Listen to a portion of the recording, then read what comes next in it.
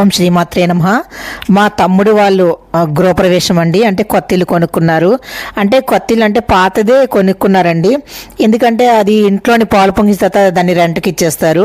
వాళ్ళైతే ఉండరనమాట దాని ఇంట్లోని. అందుకే చూడండి, మీకు పాతలా అనిపిస్తుంది. కబోర్డ్ సెక్షన్ కానీ ఏమి కానీ లేదు. మామూలు హౌస్ని కొనుక్కున్నారు, ఎందుకంటే ఆల్రెడీ వాళ్ళకి హౌస్ ఉంది. రిమైనింగ్ అనమాట అనదర్ హౌస్ వాళ్ళ ఇంటి పక్కన అమ్మేస్తుంటే తీసుకున్నారు. ఎందుకంటే మనకి రెంట్కి ఇచ్చేయడానికి.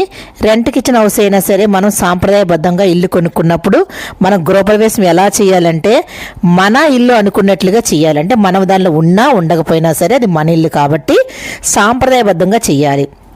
అలాగే ఇటుకలు పసుపు రాసి కొండ తెచ్చి కుటుంబ సభ్యులు అందరూ కలిసి అందులో పాలు వేయాలండి.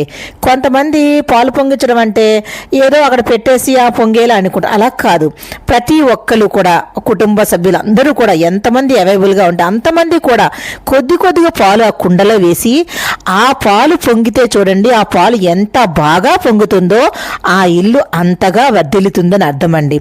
ఇదిగో ఫస్ట్ పాలు వస్తుంది మా మమ్మీ డాడీ అండి. మా అమ్మ నాన్న ఫస్ట్ దానిలోని పాలు వేస్తున్నారు. ఆ తర్వాత మా అక్క వేస్తుందండి పాలు. మా మమ్మీ డాడీయే పాలు వేస్తున్నారు.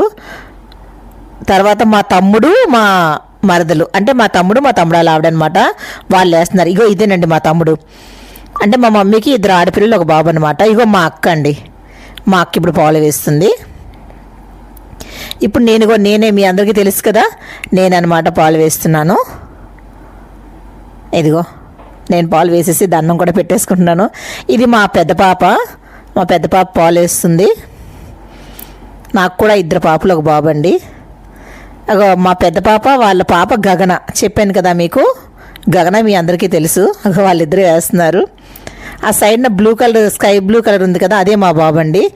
ఈ పాప బాబు మా తమ్ముడాల పిల్లలు. ఇక చూసారా, మీరు ఆల్రెడీ వీడియోలో పెట్టాను, మా తమ్ముడాల పిల్లలు అనమాట. అందరూ ప్రతి ఒక్క కుటుంబ సభ్యులు కలిసి అందులో పాలు వేసి ఆ పాలు పొంగుతున్నప్పుడు ఆ ఆనందం ఎంత బాగుంటుందంటే, ఆ పాలు ఎంత బాగా పొంగితే ఇల్లు అంతా ధనాభివృద్ధి జరుగుతుందండి. అభివృద్ధి జరుగుతుంది. అంటే పాలు ఎంత బాగా పొంగితే అంత మంచిదండి.